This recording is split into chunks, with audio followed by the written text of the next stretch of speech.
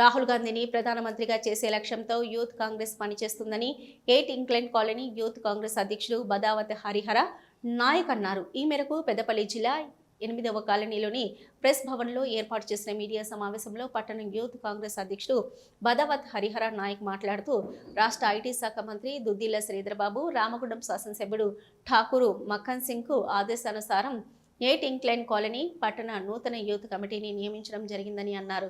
ఎన్నుకోబడిన నూతన కమిటీ నియోజకవర్గంలో రాష్ట్రంలో అత్యంత కీలకంగా పనిచేస్తుందని, రాష్ట్రంలో రెండవసారి కాంగ్రెస్ పార్టీ గెలుపునకు కృషి చేస్తూ దేశ ప్రధానిగా రాహుల్ గాంధీని గెలిపించే లక్ష్యంతో ముందుకు సాగుతామన్నారు. అందుకుగాను స్థానిక నాయకుల సలహాలు సూచనల మేరకు కలిసి పనిచేస్తామని అన్నారు. రాష్ట్ర ఐటీ శాఖ మంత్రి శ్రీ దుద్దిల్ల శ్రీధరబాబు గారి ఆదేశాల మేరకు, రామగుండం శాసనసభ్యులు ఠాకూరు మక్కన్ సింగ్ గారి ఆదేశాల మేరకు యూత్ కాంగ్రెస్ కమిటీని ప్రకటించడం జరిగింది.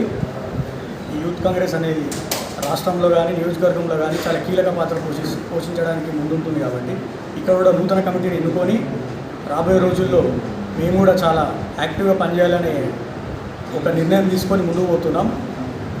దేశంలో చూసుకున్నట్లయితే మోడీ ప్రభుత్వం ఆల్రెడీ వాళ్ళ పని అయిపోయింది. కేంద్ర మంత్రి కూడా రాజీనామా చేయడం జరిగింది, మీకు అందరికీ తెలిసిన విషయమే. ఈరోజు రాష్ట్రంలో కూడా రెండవసారి కాంగ్రెస్ పార్టీ అధికారంలోకి వస్తుంది. కేంద్రంలో కూడా ఈసారి రాహుల్ గాంధీ గారు ప్రధానమంత్రి కావడం ఖాయం, దాంట్లో ఎటువంటి అనుమానం లేదు. అదేవిధంగా మేము ఈరోజు ఎన్ఎస్ఏ కానీ యూత్ కాంగ్రెస్ కానీ దేశంలో కానీ రాష్ట్రంలో కానీ చాలా ముందుకు పోతుంది, చాలా కీలకంగా పనిచేస్తుంది. ఈరోజు ఢిల్లీలో కూడా యూత్ కాంగ్రెస్ ఏ రకంగా అయితే నిరసన తెలియజేసిందో మీరు అందరూ చూసిండ్రు.